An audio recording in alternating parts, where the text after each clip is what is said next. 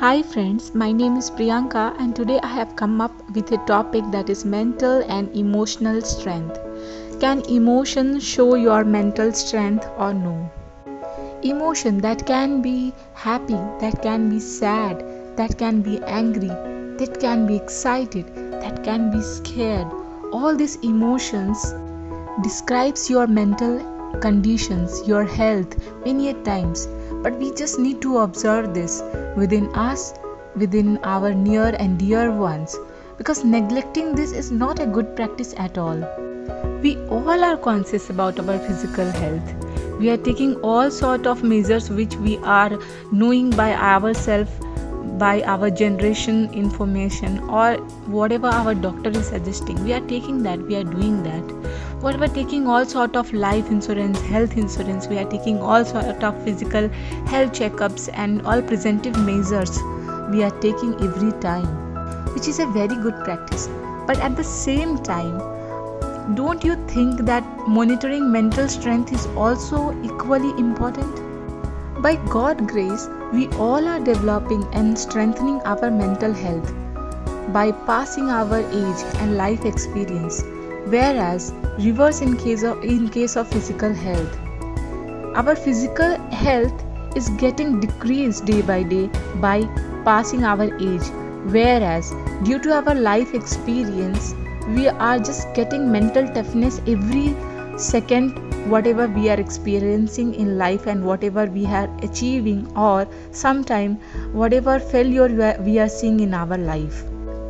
दोस्तों, भगवान ने हमें इतनी बारीकी से बनाया है. अगर आप देखो, एक छोटा बच्चा जो खुल के हंसता है, रोता है, खेलता है, गिरता है, जब वो चलना सीखता है तो कितनी सारी मुसीबतें उसे आती है. जब वो बोलना सीखता है तब कितने सारे हर्डल्स आते हैं जो उसे क्रॉस करना पड़ता है. मगर क्योंकि वो मेंटली काफ़ी स्ट्रांग होता है उस पोजीशन में, तो वो कभी भी हारता नहीं है. हारना वो क्योंकि उसे आता ही नहीं है, वो हमेशा स्टेप बाय स्टेप सीखता चला जाता है और एक्सपीरियंस करता चला जाता है, और उससे जो उसका मेंटल स्ट्रेंथ होता है धीरे धीरे धीरे काफ़ी डेवलप होते जाता है.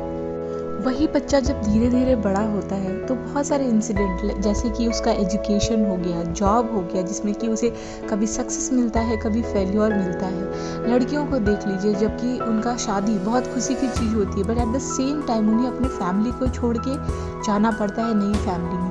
प्रेगनेंसी बहुत खुशी देती है, but at the same time जो उनके अंदर फिजिकल चेंजेस आते हैं उससे वो बहुत ज़्यादा खुद को मेंटली स्ट्रांग बनाती हैं.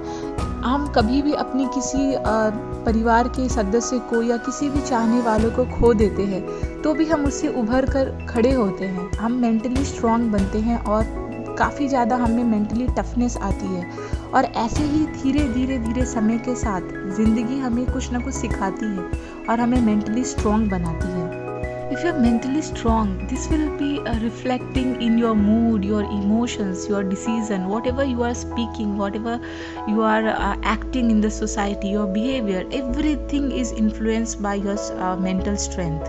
And that's the reason people who are experienced in life, tougher time they have seen in their life, they are more confident, they have more stress management skill, they have more visualization power for their future. You have seen their concentration is very nice, whatever they are doing. They are living a balanced life, they are having kindness, calmness, they are just living in a good relationship because they know how to well behave in the society. So all this thing, it's coming up with the mental strength. Whereas many a time, mental strength is affected by few factors. That can be your biological factor, your life experience, which I told you before, and even the family history. What kind of a family history you have. Suppose in some house, if during your childhood, if you have seen some kind of violence, home violence or like that, so that is somehow is impacting your brain, your emotion, your mental strength. Somehow it's impacting you. And even as a parent, if we are overprotective, over caring for the kids, that is also somehow giving a negative effect on the kids, because they somehow they are thinking that if we will share anything, like if you are going to share something bad is happening in my life, I am undergoing some kind of low energy in my life, my family is going to be disturbed because they are very much emotionally attached with us. So friends, ये बहुत advisable है कि आप अपने बच्चों को प्यार दें, सब कुछ दें, लेकिन थोड़ा सा एक जो होता है ना, एक डिस्टेंस, एक गैप जरूर रहना चाहिए ताकि वो खुल के आपसे बातें कर सके, ना कि वो किसी को खोजते रहे पूरा दुनिया में। आप उसके लिए सफिशिएंट होना चाहिए। तो उनका प्यार इतना नहीं। आपने कभी देखा होगा कि बच्चे ऐसे बोल देते हैं हमसे, अरे मम्मा आप जाओ, अरे पापा आप रहने दो, मैं मैनेज कर लूँगा, मैं कर लूँगा। क्यों? क्योंकि उनको लगता है कि अगर अपनी परेशानी वो आपके साथ शेयर करेंगे तो कहीं ना कहीं आप उससे बहुत ज़्यादा इफेक्ट होने वाले हो। हमारे इंडियन फैमिली में ओवर केयरिंग, ओवर लव का जो बर्डन होता है वो बच्चे कहीं ना कहीं कैरी कर रहे होते हैं। तो हमें थोड़ा ना थोड़ा उसे रिड्यूस करना चाहिए ताकि एक गैप रहे, एक कुशन रहे रिलेशनशिप में। और कोई भी रिलेशनशिप हो, एक माँ और बच्चे का हो या फ्रेंड्स का हो या सिबलिंग्स में हो, कोई भी एक कुशन ज़रूर होना चाहिए ताकि जो सामने वाला है वो दुनिया में लोग ना खोजते रहे कि वो किससे बात करे और किसको अपनी तकलीफ बताए। वो आप सफिशिएंट होने चाहिए उसके लिए। It's a high time as we are doing for our physical strength, whatever good we are eating, we are planning our doctor visit, we are doing all sort of things. The same way you need to do for our mental strength also before it becomes an mental illness. For example, you can go to the nature. If I'm saying go to the nature, that means whenever you are going out and you are experiencing sunlight, you are getting vitamin D from there, and you know vitamin D is releasing very good chemicals in your brain that is somehow giving you very positive thinking in your body. At the same time you are getting fresh oxygen in your body, and as you know, if you are having good oxygen content in your body, the blood flow is going to be very nice, your brain is going to work very properly, and there are many options which will help you to grow your mental strength.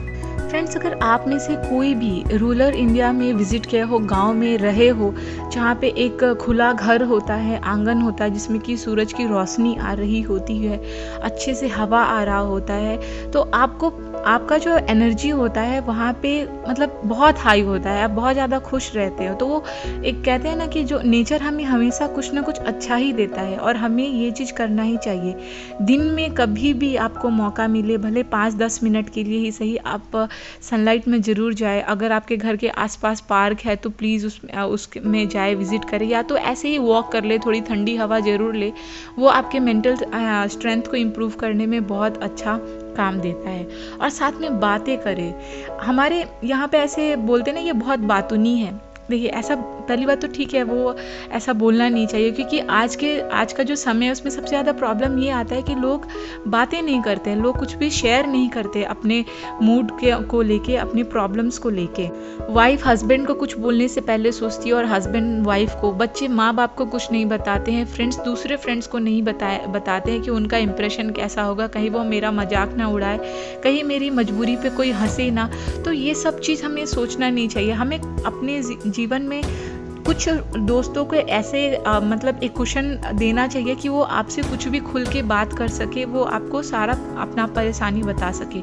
तो ऐसा ज़रूर करें, बातें ज़रूर करें। और हम क्या करते हैं, हमारा जो भी हॉबी होता है जो कि हमें खुशी देती है, एट पॉइंट ऑफ टाइम हम उसे छोड़ देते हैं। किन्हीं को ड्राइंग करना पसंद होगा तो म्यूज़िक हो गया, डांसिंग हो गया, कोई स्पोर्ट्स हो गया, किसी न किसी चीज़ में आपकी ज़रूर हॉबी होगी, उसे प्लीज़ कंटिन्यू रखें, उसे कभी छोड़े ना। भले आप 1 महीने में 1 बार करें, मगर वो चीज़ आपको कहीं ना कहीं बहुत ज़्यादा मोटिवेट करती। मेडिटेशन और एक्सरसाइज, ये तो प्लीज़ आपको करना ही करना चाहिए, क्योंकि जैसे मैंने आपको बताया कि ऑक्सीजन का फ्लो एक्सरसाइज में करने से बहुत अच्छा होता है आपकी बॉडी में, और वो आपके ब्लड फ्लो को भी काफ़ी यूनिफॉर्म रखता है।